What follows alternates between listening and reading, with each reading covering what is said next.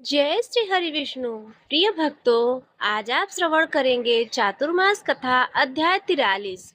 उम्मीद है कल का अध्याय आप लोगों ने पूरा सुना होगा और आपको अच्छा भी लगा होगा। चलिए सुनते हैं आज की कथा। मुनियों ने कहा, इस पृथ्वी पर भगवान नरसिंह का महात्म्य सुखदायक और दुर्लभ है। हे ब्रह्मा जी, हम उनका प्रभाव विस्तार के साथ सुनना चाहते हैं। इसके लिए हमें बड़ी इच्छा है। तब ब्रह्मा जी बोले, ब्राह्मणों, मैं अजीत, अप्रमेय तथा भोग और मोक्ष प्रदान करने वाले भगवान नरसिंह का प्रभाव बतलाता हूँ। सुनो, उसके समस्त गुणों का वर्णन कौन कर सकता है, इसलिए मैं भी संक्षेप से ही बताऊंगा। इस लोक में जो कोई देवी अथवा मानुषी सिद्धियां सुनी जाती हैं, वे सब भगवान की कृपा से ही सिद्ध होती हैं। स्वर्ग, मृत्युलोक, पाताल, दिशा, जलगांव तथा पर्वत, इन सब स्थानों में भगवान की कृपा से ही मनुष्य की अबाध गति होती है। मुनिवरों, सनातन कल्पराज अर्थात पूजा ही सर्वश्रेष्ठ विधि और नरसिंह जी का तत्व, जिसे देवता या असुर भी नहीं जानते, तुम्हें बताता हूँ। सुनो, उत्तम साधक को चाहिए कि साग, जौ की लप्स, मूल, फल, खली अथवा सत्तू के भोजन की आवश्यकता पूर्ण करें या फिर केवल दूध पीकर रहें। इंद्रियों को वश में रखकर धर्मपरायण होकर रहें। वन, एकांत प्रदेश, पर्वत, नदी, संगम, ऊसर, सिद्ध क्षेत्र या फिर नरसिंह जी के मंदिर में जाकर या स्वयं स्थापना करके भगवान की विधि पूर्वक पूजा करें। शुक्ल द्वादशी को उपवास करके जितेंद्र भाव से 20 लाख बार भगवान के मंत्र का जाप करें। ऐसा करने वाला भक्त उपपातक और महापातक से युक्त होकर भी मुक्त हो जाता है। पहले भगवान नरसिंह की परिक्रमा करके चंदन और धूप आदि के द्वारा उनकी पूजा करें।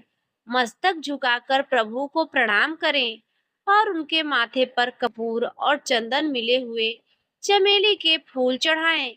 इससे सिद्धि प्राप्त होती है। किसी भी कार्य में भगवान की गति कुंठित नहीं होती। ब्रह्मा, रुद्र आदि देवता भी उनके तेज को नहीं सह सकते। फिर संसार में सिद्ध, गंधर्व, मनुष्य, दानव, विद्याधर, यक्ष, किन्नर और महानागों की तो बात ही क्या है। एक बार भी भगवान नरसिंह का भक्ति पूर्वक दर्शन करने से करोड़ों जन्मों के पापों और दुखों से छुटकारा मिल जाता है। युद्ध, संकट, दुर्गम स्थान, चोर, व्याघ्र आदि की पीड़ा, प्राण, संशय, विष, अग्नि, जल तथा ग्रह रोग आदि जनित कष्ट प्राप्त होने पर जो भगवान का ध्यान करता है, वह सब प्रकार की आपत्तियों से छुटकारा पा जाता है। जैसे सूर्योदय होने पर महान अंधकार दूर हो जाया करता है, ठीक उसी प्रकार भगवान नरसिंह का दर्शन होने पर यह सभी उपद्रव भी नष्ट हो जाते हैं।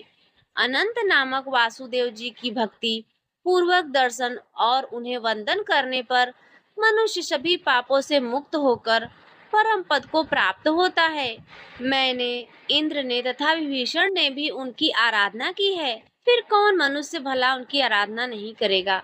जो मनुष्य श्वेत गंगा में स्नान करके श्वेत माधव तथा मत्स्य माधव का दर्शन करता है, वह श्वेत द्वीप में जाता है। तब मुनियों ने कहा, हे भगवान, अब आप श्वेत माधव के महात्म की पूरी तरह से वर्णन कीजिए। साथ ही भगवान की प्रतिमा का वृत्तांत भी विस्तार के साथ बताइए कि धरती में विख्यात भगवान के पवित्र क्षेत्र में श्वेत माधव की स्थापना किसने की थी। तब ब्रह्मा जी इस प्रकार बोले कि हे मुनिवरों, सतयुग में श्वेत नामक एक बलवान राजा थे। बड़े बुद्धिमान, धर्मज्ञ, शूरवीर, सत्य प्रतिज्ञ और दृढ़ता पूर्वक व्रत का पालन करने वाले थे। उनके राज्य में 10,000 वर्षों तक मनुष्यों की आयु होती थी और किसी भी बालक की मृत्यु नहीं होती थी, अर्थात किसी की भी अकाल मृत्यु वहां नहीं होती थी। इस प्रकार राजा श्वेत राज्य में कुछ समय व्यतीत होने के बाद एक घटना घटित हुई। कपाल गौतम नामक एक परम धर्मात्मा ऋषि थे। उनका एक पुत्र हुआ जो कालवश दांत निकालने के पहले ही चल बसा। उसे गोद में लेकर बुद्धिमान ऋषि राजा के पास आए। राजा ने ऋषि कुमार को अचेत अवस्था में सोया देखकर उसको जीवित करने के लिए प्रतिज्ञा की। राजा बोले, अगर यमलोक में गए हुए इस बालक को मैं 7 दिन के भीतर ना ला सकूं, तो मैं जलती हुई चिता पर चढ़ जाऊंगा। ऐसा कहकर राजा ने लाख नील कमलों से महादेव जी की पूजा करके उनके मंत्र का जाप आरंभ कर दिया। जगदीश्वर भगवान शिव राजा की अत्यंत भक्ति का विचार करके पार्वती जी के साथ उनके सामने प्रकट हुए और बोले, राजन, मैं तुम पर बहुत प्रसन्न हूँ। महादेव जी का यह वचन सुनकर राजा श्वेत ने सहसा उनकी ओर देखा। वे सब अंगों में भस्म रमाए हुए थे। उनके शरीर की कांत शरदकालीन चंद्रमा और कुंद के समान थी। उनके नेत्र विकट थे। व्याघ्र चर्म का वस्त्र और उनकी ललाट में चंद्रमा की रेखा थी। उन पर नजर पड़ते ही राजा ने सहसा पृथ्वी पर गिरकर उन्हें प्रणाम किया और फिर कहा, प्रभु, अगर आप मुझ पर प्रसन्न हैं और अगर आपकी मुझ पर दया है, तो काल के वश में पड़ा हुआ यह ब्राह्मण बालक पुत्र पुनः जीवित हो जाए, यही मेरी प्रतिज्ञा है। महेश्वर, आप इसे यथा योग्य आयु से युक्त और कल्याण का भागी भी बनाए। श्वेत की यह बात सुनकर महादेव जी को बड़ी प्रसन्नता हुई। उन्होंने सब भूतों को भय देने वाले काल को आज्ञा दी और काल ने मृत्यु के मुख में पड़े हुए उस बालक को जीवित कर दिया। इसके बाद वे देवी पार्वती के साथ अंतर्ध्यान हो गए। फिर राजा ने हजारों वर्षों तक एकाग्रचित होकर राज्य किया। फिर लौकिक धर्मों और वैदिक नियमों का विचार करके भगवान केशव की आराधना का निश्चित व्रत ग्रहण किया। इसके बाद वे दक्षिण समुद्र के पुरुषोत्तम क्षेत्र में गए और जगन्नाथ जी के पास ही सुंदर रमणीय क्षेत्र में एक सुंदर मंदिर बनवाया और श्वेत शिला के द्वारा भगवान श्वेत माधव की प्रतिमा बनवाकर विधि पूर्वक उसकी प्रतिष्ठा की। उस समय ब्राह्मणों, दीनों, अनाथों और तपस्वियों को दान देकर राजा ने भगवान माधव के समीप पृथ्वी पर गिरकर साष्टांग प्रणाम किया। फिर 1 महीने तक मौन और निराहार रहकर द्वादशाक्षर मंत्र का जप किया। जप समाप्त होने पर भगवान देवेश्वर की इस प्रकार स्तुति आरंभ कर दी। श्वेत बोले, ओम वासुदेव को नमस्कार है। सबको अपनी ओर खींचने वाले संकर्षण को नमस्कार है। अत्यंत द्युतिमान प्रद्युम्न, कभी रुद्ध न होने वाले अनिरुद्ध तथा नारायण को नमस्कार है। जिनके अनेक रूप हैं, जो विश्व विधाता, निर्गुण, शुद्ध और उज्जवल कर्म वाले हैं, उनको नमस्कार है। जिनकी नाभि में कमल है, जो पद्म गर्भ ब्रह्मा जी की उत्पत्ति के कारण है, उनको नमस्कार है। जिनका वर्ण कमल के समान है, जो हाथ में भी कमल लिए रहते हैं, उनको नमस्कार है। जिनके नेत्र कमल के समान है, जो सहस्त्रों नेत्रों से युक्त और शिव स्वरूप हैं, उन्हें नमस्कार है। जिनके सहस्त्रों पैर और सहस्त्रों भुजाएं हैं, उन मनुरूप परमेश्वर को नमस्कार है। ओम वरह रूपधारी भगवान को नमस्कार है। जो वर देने वाले, उत्तम बुद्धि से युक्त, वरिष्ठ, वरेण्य, शरणागत, रक्षक और अपनी महिमा से भी कभी च्युत न होने वाले, उन भगवान को नमस्कार है। ओम बाल रूपधारी, बाल कमल के समान कांतिमान, बाल सूर्य और चंद्रमा रूप नेत्रों वाले, मनोहर केशव से सुशोभित बुद्धिमान भगवान विष्णु को प्रणाम है।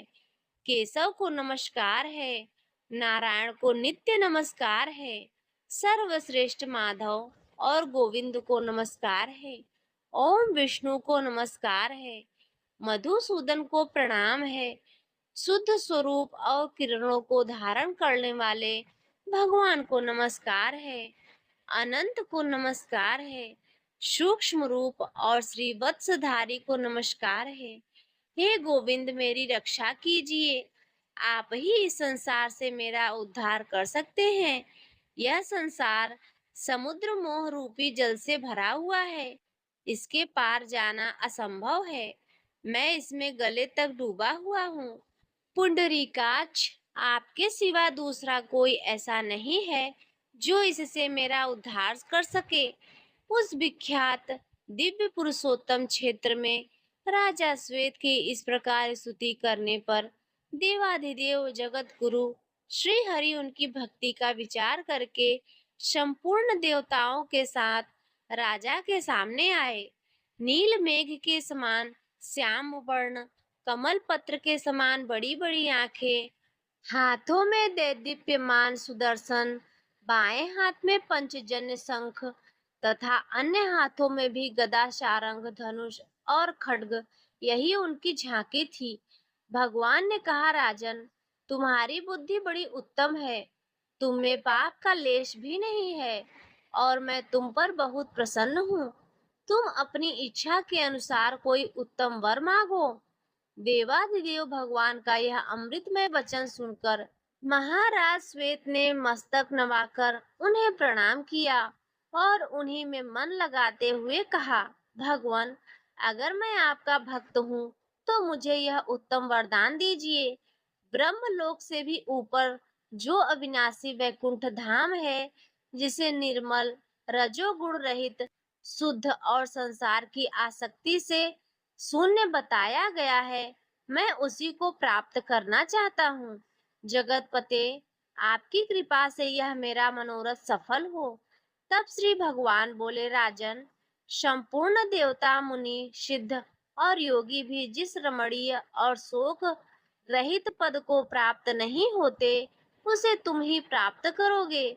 संपूर्ण लोकों को लांघ कर मेरे लोक में जाओगे।